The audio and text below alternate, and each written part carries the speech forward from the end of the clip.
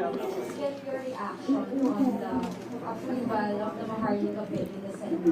Among the amendments po na na-adopt is yung absolute prohibition ng use or investments ng state pension funds. Maybe get your reaction on this. The use of, yeah, of course. Ano, I perfectly agree. We have no intention of using pera kung kuha tayo ng pera ng pension fund.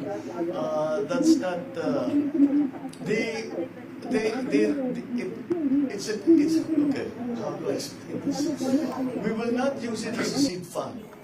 However, if a pension fund, which is what pension funds do, is they invest. If the pension fund decides that the Maharlika fund is a good investment, it's up to them if they want to invest in it. So, like any, not only a pension fund, but corporations. Mga fund, yan lang ang ginagawa nila, pinapalaki ng pera nila. Para mayroon silang bibigay. Again, GSIS, this is precisely what they've been doing.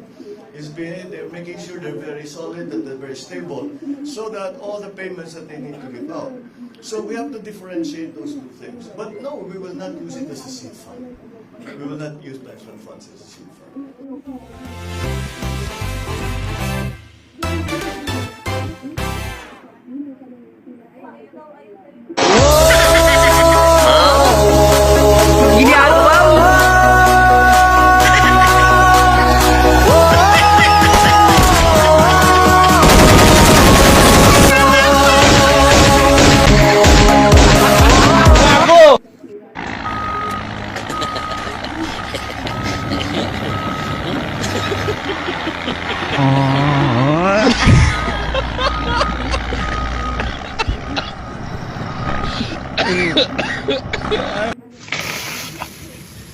Men, all you get ready.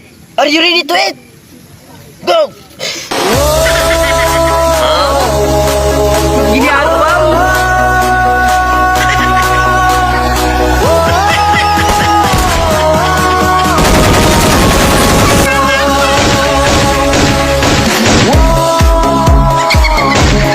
Ikinakakatakutan na siya ng mga kriminal sa kanilang lugar.